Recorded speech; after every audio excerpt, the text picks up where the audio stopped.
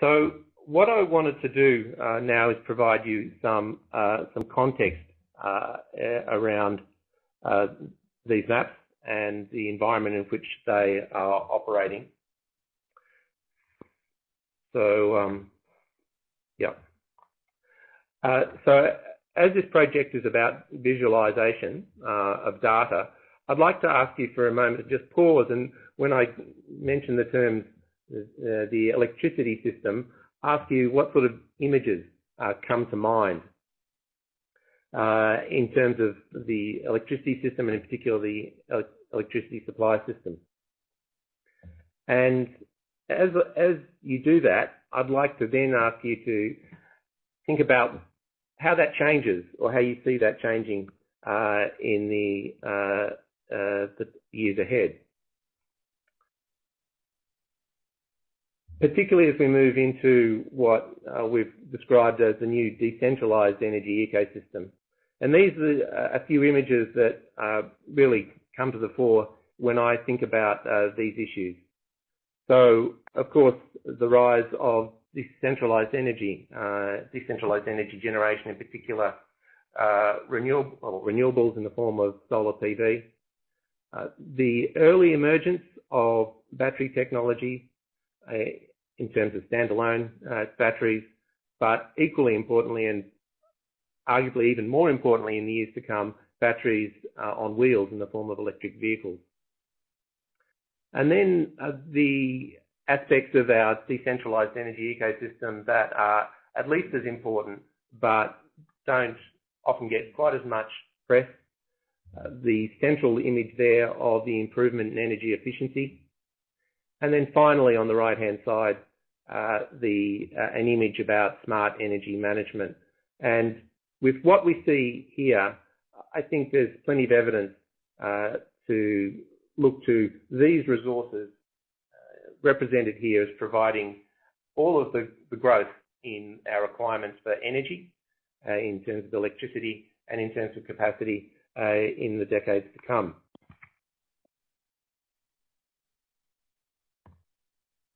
So this new electricity sector it's an evolution. It's building on the tenets of the past, but we're seeing a very dramatic transition. So it's no longer just about centralized generation.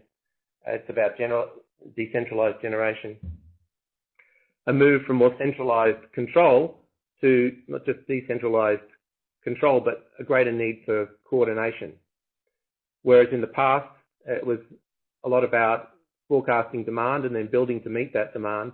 Now it's equally about managing that demand when we match supply and demand. Whereas in the past it was, okay, we've established how much capacity we need, how do we build the least cost infrastructure. In the future it's much more about how do we get a least cost mix of supply and demand side resources, including those resources I was just talking about a few minutes earlier.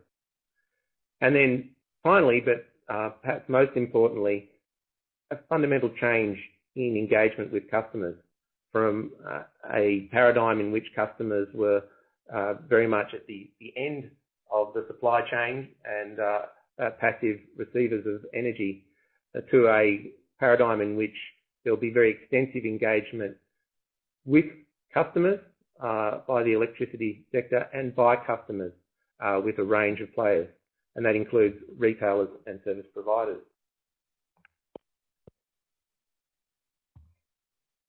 So in this new paradigm, in this new decentralized energy ecosystem, how do we ensure that we deliver a win-win for customers and for the network? And in doing that, I think it's quite clear that better information and collaboration are absolutely crucial, and that's exactly what we're focused on with the network opportunity map. In terms of illustrating some of the background for the things I've just been describing, what I've presented here is the forecast of energy consumption over the next 20 years.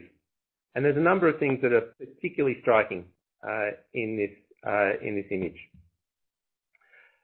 One is that, as in the past, we've seen a gradual growth in energy consumption. But now we're seeing, in terms of the amount of energy delivered through the grid, that's flattened out. And all of the underlying growth in demand for energy is being met by, in particular, three decentralised energy options: rooftop PV, improvements in the energy efficiency of equipment, and changes in behaviour, which are leading to greater efficiency of energy use.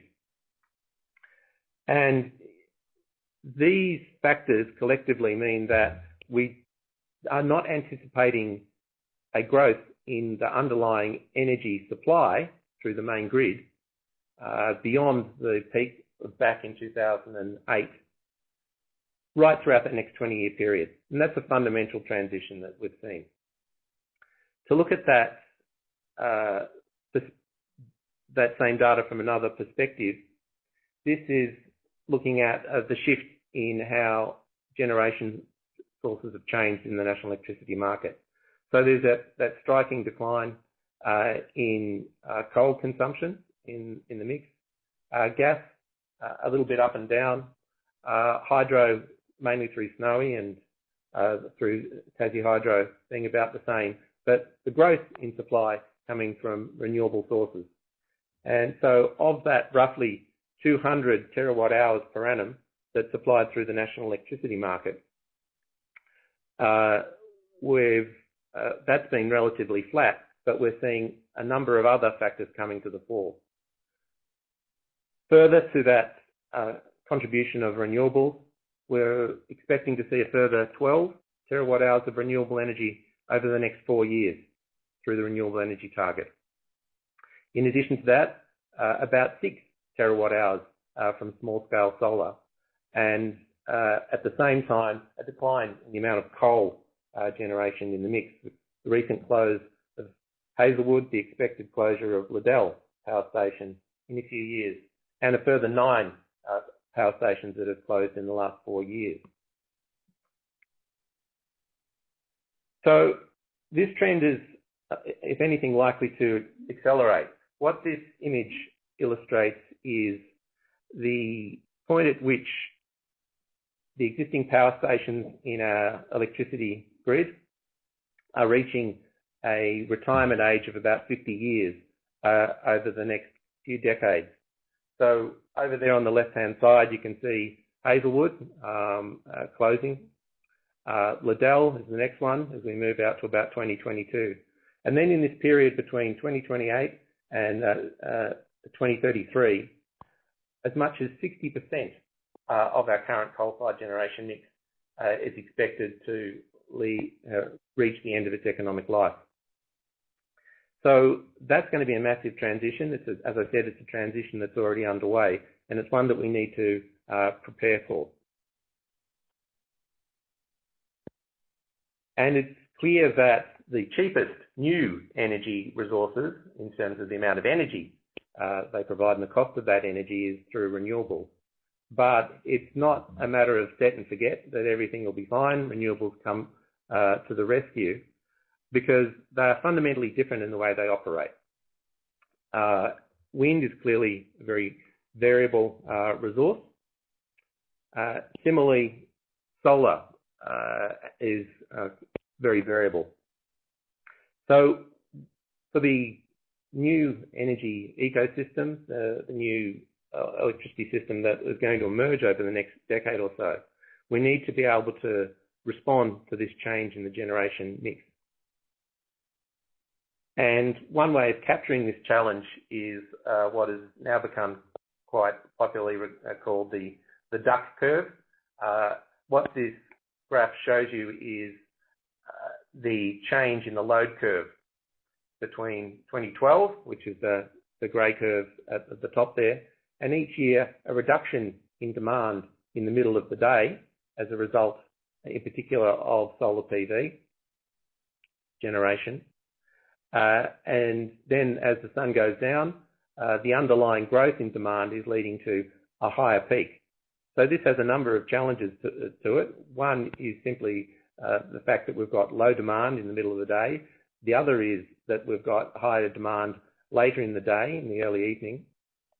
But also we've got this quite dramatic shift as the amount of demand on the main grid peaks or accelerates quite rapidly in the late afternoon. So from an Australian point of view, that image that I just showed you was from California, but we're seeing a similar sort of phenomena here. This is a forecast again out over the next 20 years, showing the trend not in maximum demand but in minimum demand. So we can see that it's falling quite dramatically down towards zero. And to make the point even more dramatically, if we look at South Australia, over that forecast period, by about 2030, there's an expectation that the total net demand on the grid in South Australia will actually fall into negative territory. That because of the contribution of solar PV, there will be more power being generated by consumers than is needed by the entire state. So these shifts in demand patterns are one of the major challenges that we face in the decade or two ahead. But it's not the only challenge. We've also seen quite a dramatic increase in electricity prices over the last little while, driven to a large degree by the closure of those 10 coal-fired power stations that I mentioned. Hazelwood was particularly prominent in the news recently with the closure in March of this year, but it's actually a combination of a number of phenomena, in particular those 10 coal-fired power stations closing. And while we're going through a particularly difficult phase now, even as we look out over the next 4 or 5 years, the price of electricity is expected to remain higher than we've seen for the last 20 years. So that means we've got issues in terms of reliability, we've got issues in terms of cost.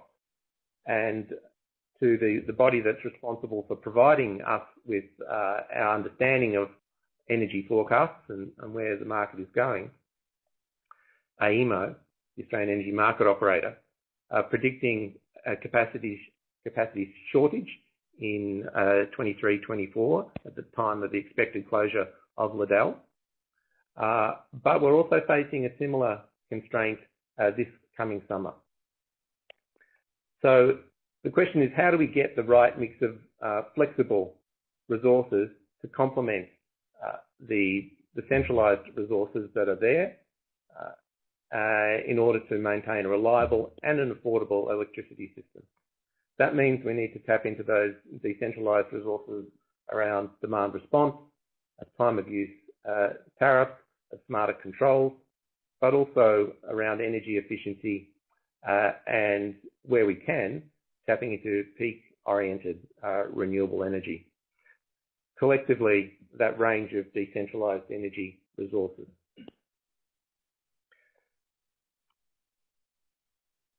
The potential there, particularly on the demand side, is really quite enormous. This is a slide from the Australian Energy Market Commission's Power of Choice review back in 2012, indicating that over the next 10-year period, there's the potential for those demand-side resources associated with time of use or efficient pricing of demand response and energy efficiency, potentially providing benefits worth up to $12 billion.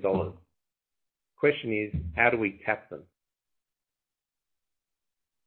So in terms of the costs that are driving our electricity bills, there are a number of dimensions, but a key element, and this is, I guess, where the role of networks really comes to the fore. From our perspective at ISF, we see networks as playing not a lesser role, but in fact a more important role in the future of the electricity system. But it's a dramatically different one. And it's about facilitating those low-cost, decentralised energy resources in the right sort of mix to support the demand on the grid at different places in accordance with the constraints at different times of the day and different times of the year. And as illustrated in this graph here, networks comprise a bit over 40% of our power bills. And if we can reduce the peak demands on the grid, we can reduce the need for new investment and in some cases replacement investment, and help to put lower pressure on electricity prices, not just from network prices, but by ensuring a flatter load curve and more decentralised energy, putting downward pressure on wholesale electricity prices as well. But in order to do that, we need to understand where the opportunities in the network are to address those constraints as they emerge. So those network costs are highly locational and season specific, and we really need to have an understanding of where they are and when they're occurring, and we need to do that ahead of time so we can respond. So that's all I wanted to say by way of context for the project. And at this point, I'll now pass over to Ed Langham to talk you through some of the details of the project. Thanks very much. Thanks very much, Chris. Now, you can see that where we started with this project, we had a series of research questions that were where we really wanted to know where are the most cost-effective opportunities for decentralized energy in our grid. We also wanted to know how much could decentralized energy be worth at those particular locations, and we wanted to know when are the key years and the times of constraint. So these are the key questions that drove us to create the network opportunity map. And so we went out there and did so, and once we had actually built our mapping prototype, we actually had a lot of stakeholder feedback that said, actually, while you're there, we would really like to know where and how much new generation capacity can we actually connect to the existing network. So that's an additional question that we've come back to bolt on to the family of network opportunity maps, and that's what we can answer with what we'll demonstrate here today. So where we landed was that we needed a resource to show when and where to target renewable energy and decentralized energy technologies and services. And crucially, that had to be annually updated through a streamlined process so that it maintained current and relevant into the future as an ongoing industry resource. It wasn't something that came and then faded away again. And so that is the basis upon which these maps were made, that there are annual planning information that's updated each year. But we also, with our new maps on generator connections, actually needed to produce maps much faster than that, and those maps are going to be updated on demand as they're required by the network business when circumstances change. So the other factor that we needed to consider is that it had to be consistently applied across every jurisdiction in the national electricity market. So that's to make sure that private service providers that are working across jurisdictions, whether they're operating in South Australia, Victoria, New South Wales, wherever, can actually come and access this information in a single, consistent way without having to go through different processes and look in 10 different websites to dig out these pieces of information. It also needed to be freely available. That was one of our criteria, freely available on an online platform. And we've chosen Data61's Australian, the Renewable Energy Mapping Infrastructure, which is a fantastic site with a whole host of other data, which really amplifies the power of the network opportunity maps, which you'll see soon. And finally, and ultimately, it's something that the network opportunity map should be woven into networks' demand-side engagement strategies. That's jargon for how the industry jargon for how the network businesses communicate with their service providers and customers. And we're probably not at that point yet, but that's where we need to make these maps head over the long term. And it's fantastic that Energy Networks Australia has taken the helm with these maps, which is the prerequisite for that occurring. So these are some example users that we had in mind when we were creating these maps. A lot of them focus around service providers in this new energy ecosystem that are looking to geo-target customer acquisition and to be able to, what a lot of people call value stack. So to be able to obtain network value to make their customer offer more attractive. And so there's the types of users are, solar and battery companies, accredited energy efficiency providers under state-based certificate schemes, for example, or demand response aggregators. It's also useful to government relating to program energy efficiency or peak-focused program or incentive design, and also the categories that focus around supply side and generation, new generation. So community groups looking at developing, say, community scale renewable energy like bioenergy or solar, or a private solar farm developer prospecting for new sites. So I think these are all our formal sponsors, as you've seen, and we really thank everyone for their time and funding to be able to make this project possible. But beyond our sponsors and contributors, we've actually had data supply and cooperation from every single network business in the national electricity market, which has been absolutely fantastic over the past 3 years to get us where we are today. So we really thank all our data suppliers as well as our sponsors and contributors.